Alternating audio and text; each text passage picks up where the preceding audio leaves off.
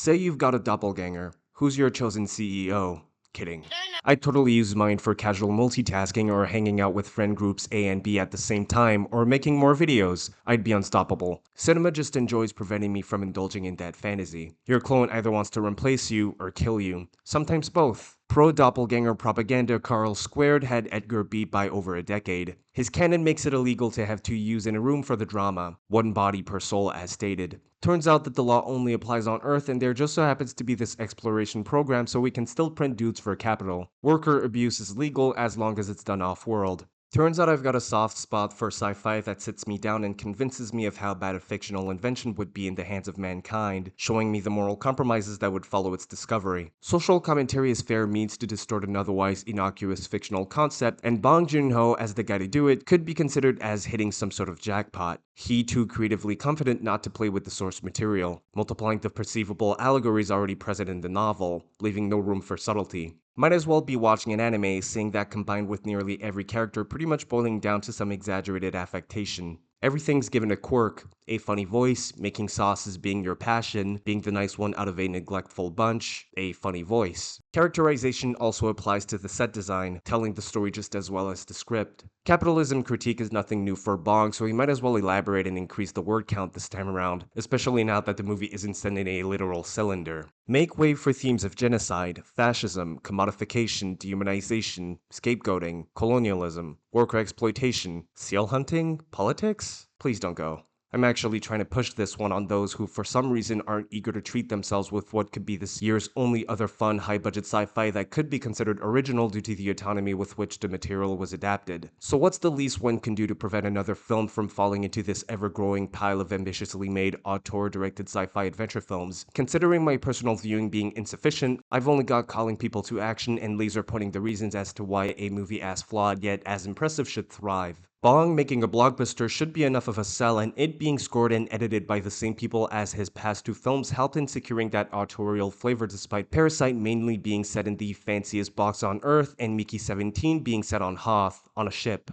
Man's got this way of staging scenes from conversations to people climbing onto one another in a manner that evokes a beautiful choreography. Master of character blocking, this time lensed by Darius Kanji, known for his Fincher collaborations. Easy way to promise what I'd regard as a gold standard for a science fiction blockbuster. It takes an immense love for the art to break the modern aesthetic mold and remind people of the vibrance the genre can carry even if mostly set in a factory cruiser. Can't go wrong having your character wear a strong primary color in a gray environment. Works every time. That's also thanks to the undefeated combo of depth, texture, contrast, and the perfect color grade to seal the deal. That stuff's kind of a given in a Joon-ho feature. Aestheticizing the dystopia is not a sin. Throw Luc Besson, Guillermo del Toro, Ridley Scott into a blender and this would be the likely result. It's as good as it sounds. Costly too. It's safe to say that all this candy being in the service of a good film deserves to be given its needed recognition and support. What Mickey didn't need is 3 different film news pages flaunting its financial underperformance, which will read to a lot of people as justified, hurting their interest in seeing a new Bong Joon-ho more than it would in watching Moana 2 on its 54th screening week or Captain America 17.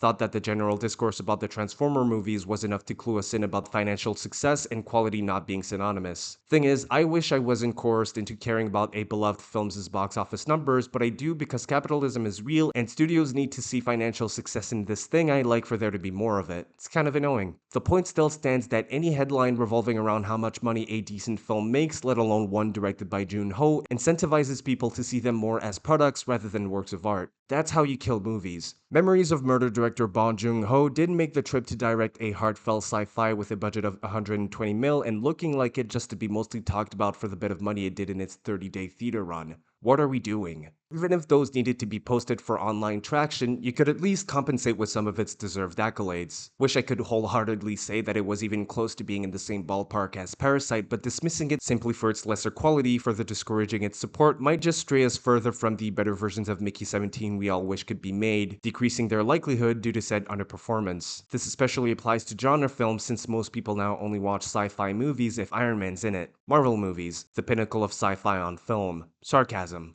I also used to do this thing where I'd only spare time for movies given the awesome-tacular rating by Jeremy Jahns as if it were the key to cinematic enlightenment. I'm not part of that, and that's aside from our taste in movies having taken two galactically different exits at some point. Not that a movie's excellence should ever be dictated by a single dude, but I also keep coming across films widely considered as less than good doing some things excellently. Now that's tragic. Even worse is most of those things done well often being left permanently unacknowledged. Things I'd consider worth salvaging despite the busted packaging. Saving the theater-going experience only for what can seem to be the next Dune or Challengers could be counterintuitive if anything. Not everything's gonna be a home run. Loving movies plain and simple will make finding that high again a worthwhile journey whether it's 10 or 20 movie outings away. Do it for the love of the game. I'm not dwelling on not being able to control what people love or hate. What irks me is seeing things not being given their deserved recognition, leaving whether people will watch our film or not to a damagingly strict binary. I'm well aware that not being a film fan will make it less likely for one to engage with art in this way, but I do think that there's a way to encourage that perspective in a non-forceful manner, without hypnosis or cinematic totalitarianism. Some bad movies I skipped have had things I wish I experienced in theaters when the chance was there upon retrospection. I think there's a way to give a bad film credit where it's due without disregarding its negatives. It's often in the details. This just might be Bong's choppiest script yet, but thank God that this is a primarily visual medium. Bong could have made his worst film to date, but his craft would still elevate it above most of his counterparts because detail is where he tends to shine. He doesn't have it in him to make a stinker, I don't think. Knock on wood. Mickey 17 isn't even bad, so what am I even on about? Well, it isn't just about Mickey 17, is it? It's bigger than Mickey. It's about the countless other movies sharing the ambition and filmmaking prowess not getting greenlit due to this one underperforming. I shouldn't have to care about the money, but I do because I'd like high-budget auteur science fiction to be a yearly occurrence at the very least. Avatar's gonna end one day. James Cameron isn't immortal, not that we know of. May he also leave some rendering power for the rest of us. I'd like more non-American filmmakers to be given the chance to channel their international cultural sensibilities through that sort of budget, and for the globe to be there to behold. I'd like for movies like Mickey 17 not to be spoken about as legends around campfires decades in the future, after the fall, where movies twice as expensive yet mediocre by definition completely saturate the market. My own personal little dystopia.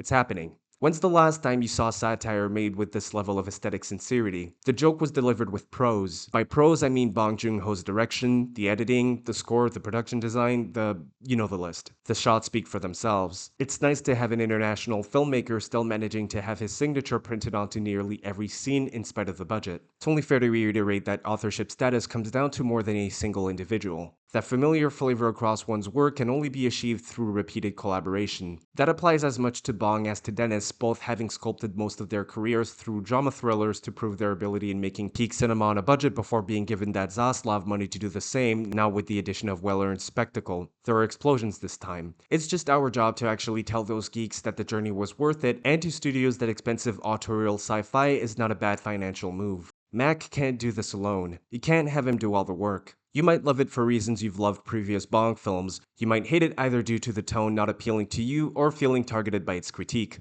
Pity. With this guy's track record, you gotta appreciate the tonal variety, though if Parasite taught us anything, it's that he can play with whatever tone he wants within a single film or across many. So it's not as good as Parasite. Okay, neither were every movie since Parasite, but assuming that most of the peak to which we were exposed in 2019 was done on purpose, you should at least expect some of those individual qualities making a noticeable return if a bit diminished. I bet you're tired of people aware of you not having seen Parasite telling you to go watch Parasite. Maybe watching Parasite will instill in you the urge to watch the latest Bong, to inhale it, if you will. Might already be too late. We're running out of time. The director of Parasite made a new thing. That's your headline. Godspeed.